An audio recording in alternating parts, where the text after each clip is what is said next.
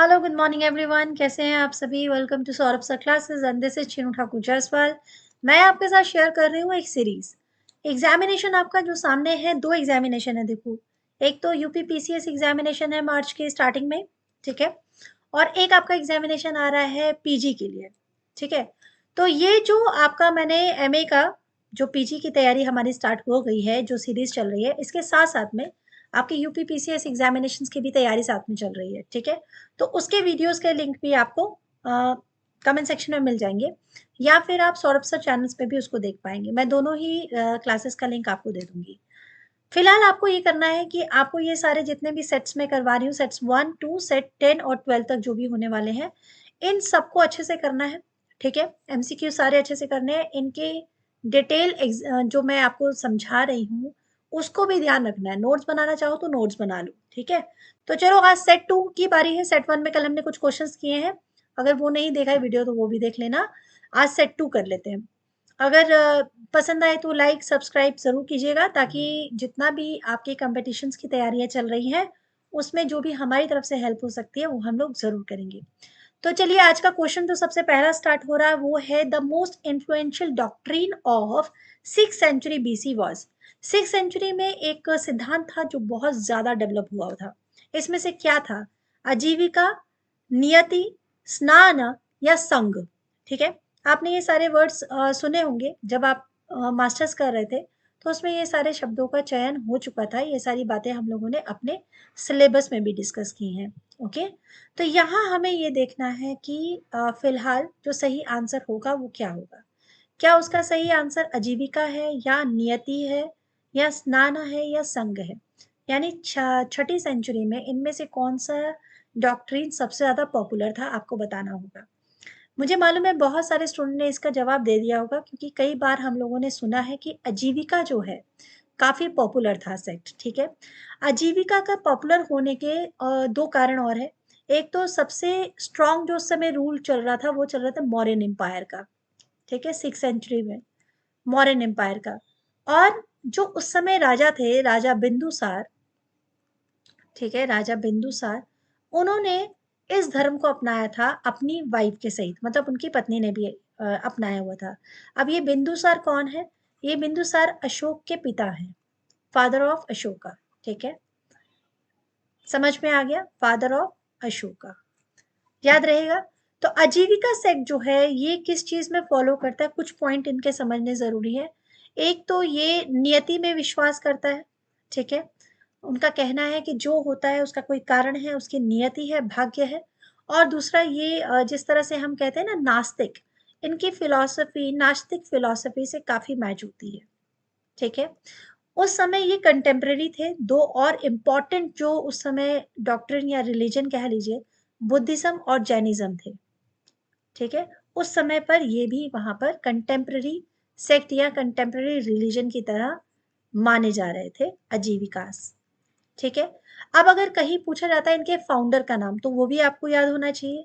जो फाउंडर है उनका नाम है मखाली घोष, ठीक है, मखाली घोष। ये सारे पॉइंट आपको क्लियर हो गए? ये लिख लिए होंगे आप लोगों ने, क्योंकि ये बहुत इंपॉर्टेंट पॉइंट है, इससे रिलेटेड क्वेश्चन अक्सर आएंगे, ठीक है।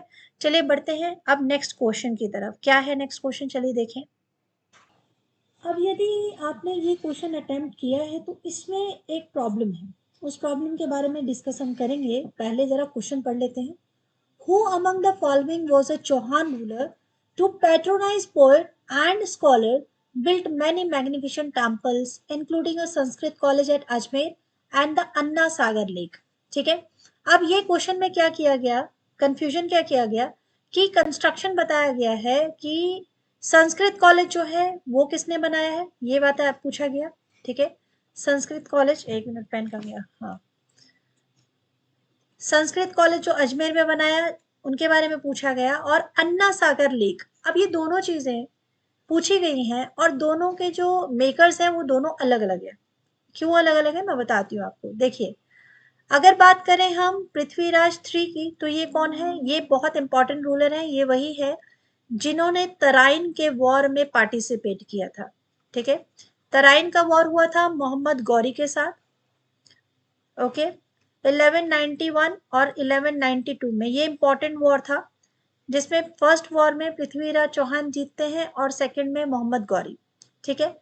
अब जयचंद जो है ये कौन है? ये है पृथ्वीराज चौहान के ससुर लगते हैं और ये उनके एक दुश्मन भी है, राइवल भी है। ठीक है। And another name is Vigraha Raja. This person is very important, this is also Chauhan ruler, ये भी एक चौहान रूलर है। और अगर मैं संस्कृत कॉलेज की बात करती हूँ तो संस्कृत कॉलेज बनाया है विग्रह राजा जी ने। ठीक है, इन्होंने बनाया है। संस्कृत कॉलेज का एक और नाम है सरस्वती कांताबेन महाविद्यालय। ठीक है, सरस्वती कांताबेन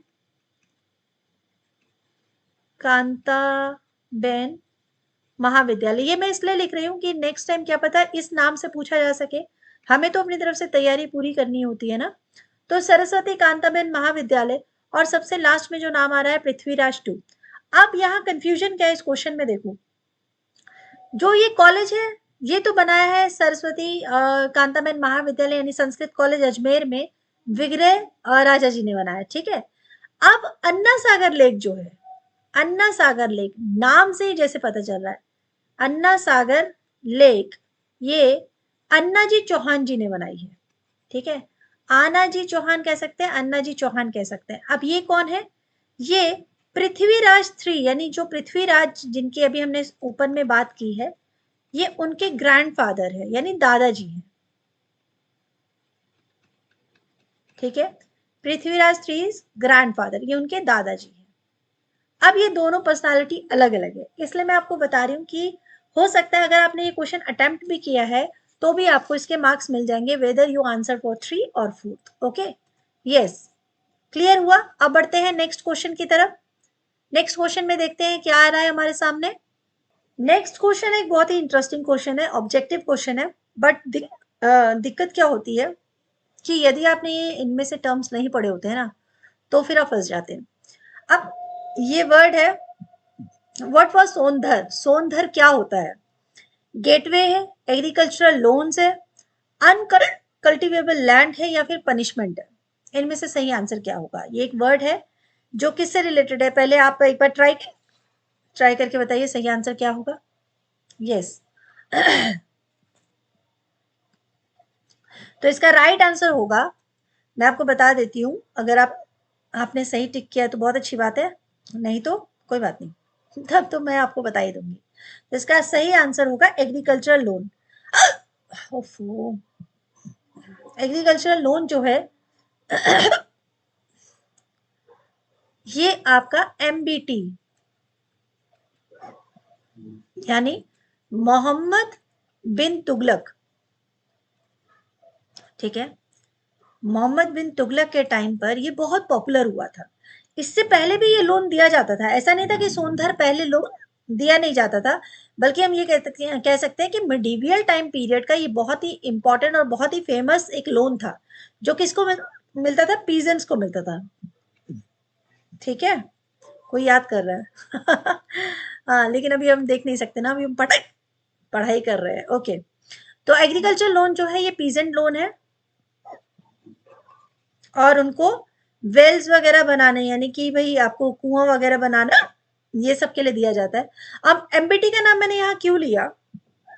क्योंकि उसने इस लोन के लिए बहुत एक एडवांस चीज कर दी थी कि सबको मतलब एडवांस पे उसने देना शुरू कर दिया था कि किसी को लोन लेना है तो इस चीज को बहुत इजी कर दिया था, एडवांस लोन। ठीक है ना। और दूसरा उसने क्या किया था? Publicly he written that he wrote that on something wall or something। ठीक है, तो किसके बारे में? जो ये लोन लेता था उसके बारे में। ठीक है, थोड़ा पानी पीना पड़ेगा, 1 मिनट के लिए मुझे थोड़ा ब्रेक दीजिएगा, पानी पीते हैं फिर आते हैं। यस गाइस, तो नेक्स्ट क्वेश्चन क्या है? Who sent Kashmiri shawl as a present to Chinese emperor? वो कौन सा रूलर था जिसने एक कश्मीरी शॉल एक चाइनीज रूलर को गिफ्ट किया था? अलाउद्दीन खिलजी, मोहम्मद तुगलक यानी मोहम्मद बिन तुगलक, फिरोज शाह तुगलक, या फिर बलबन? ठीक है, इनमें से कौन से रूलर है? पहले आंसर बताइए, उसके बाद मैं इसके बारे में आपको डिटेल बताती हूँ। ठीक है, अगर आप लोग अभी, जैसे अभी तो मैं लाइव नहीं हूँ, लेकिन अगर जब मैं ये क्लासेस कर रही हूँ और आप जब देख रहे हैं, तो प्लीज आप कमेंट सेक्शन में अपना स्कोर जरूर लिख दिया कीजिए कि आपने कितने सही किए, और अगर कोई कंफ्यूजन है तो वो भी मेंशन कर दिया कीजिए। तो यहाँ सही आंसर होगा आपका MBT, यानी मोहम्मद बिन तुगलक। अब यहाँ पे बात आती है कि मोहम्मद बिन तुगलक जो थे वो कौन थे। एक तो वो बहुत इंपॉर्टेंट रूलर है, इनका नाम तो अच्छे से समझ लो कि इनके बारे में तो बहुत कुछ डिस्कस करना है, ठीक है। शॉर्टकट में MBT, जो आपके लगभग 1325 में रूलर बनते हैं। इनके पिता का नाम होता है ग्यासुद्दीन तुगलक, ठीक है, ग्यासुद्दीन तुगलक। तुगलक डिनेस्टी बहुत इंपॉर्टेंट डिनेस्टी है, क्योंकि दिल्ली सल्तनत की 5 डिनेस्टीज में से एक डिनेस्टी ये भी है, ठीक है। जैसे जैसे क्वेश्चंस में हम आगे बढ़ेंगे, मैं आपको पूरी दिल्ली सल्तनत की क्रोनोलॉजी भी करवाती चली जाऊंगी।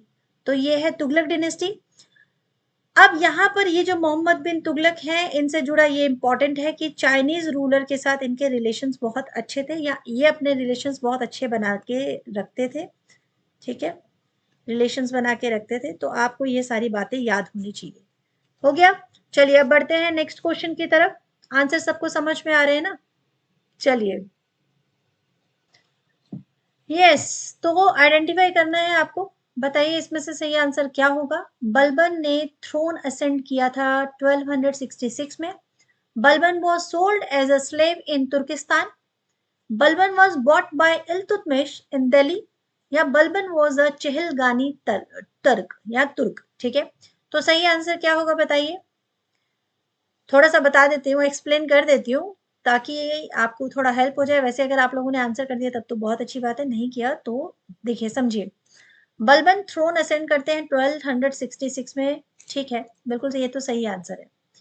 बलबन होते ही कौन है? बलबन एक स्लेव होते हैं, ठीक है, स्लेव होते हैं, जिनको कि तुर्किस्तान में नहीं, तुर्किस्तान में नहीं, गजनी में खरीदा जाता है, ठीक है, यानी गजनी में बेचा जाता है। और एक सूफी होते हैं, सूफी होते हैं जमालुद्दीन, जमालुद्दीन, वो पहले इनको खरीदते हैं, फिर उसके बाद इनको इल्तुतमिश खरीद लेते हैं, ठीक है। Balban was bought by Iltutmish in Delhi, ठीक है, फिर वो खरीद लेते हैं। और बलबन एक चहलगानी तर्क है, ये बात बिल्कुल सही है। तो राइट आंसर क्या बन जाता है? राइट आंसर बन जाता है A, C एंड D।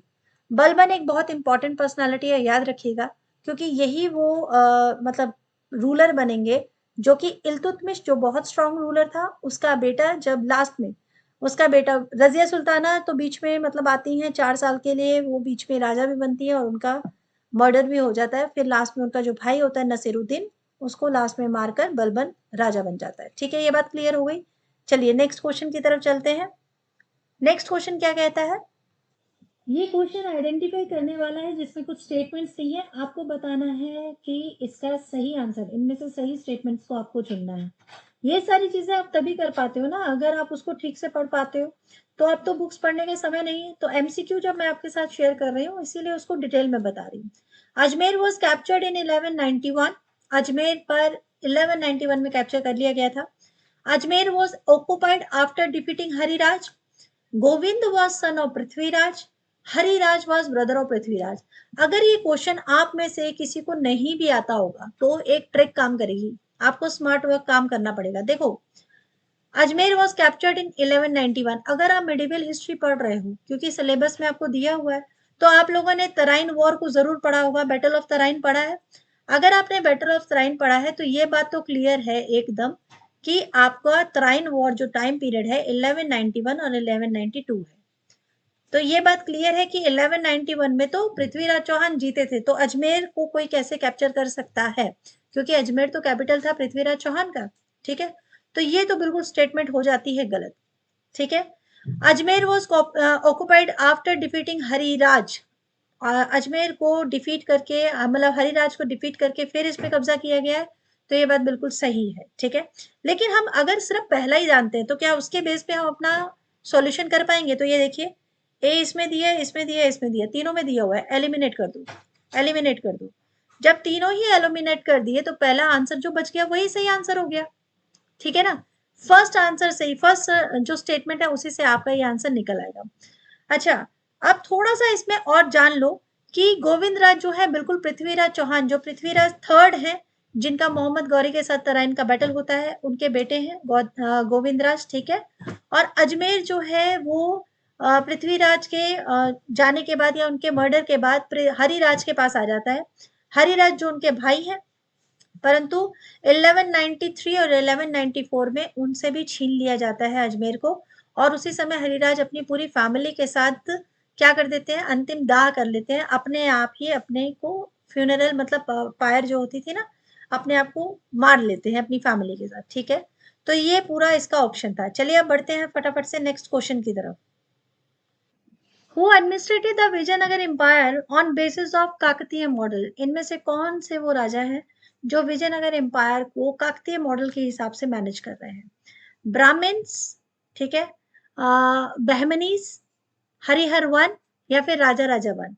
सही आंसर क्या होगा फटाफट से बताइए। देखिए ये भी ट्रिक से, ये भी बिल्कुल ट्रिक से चलेगा काम। अगर नहीं भी आ रहा होगा पूरा याद, तो हरिहर वन जो है वो कौन है? वो है आपके फाउंडर, ठीक है, विजयनगर एम्पायर के, founder of Vijayanagara empire. Okay, Brahmins हो नहीं सकते काकतीय मॉडल। बहमनीज जो होते हैं वो, बहमनीज तो इनके अपोजिट में है, इनके राइवल है। राजा राजा जो है वो चोला रूलर है। तो अब ऑटोमेटिकली सही आंसर क्या हो जाएगा?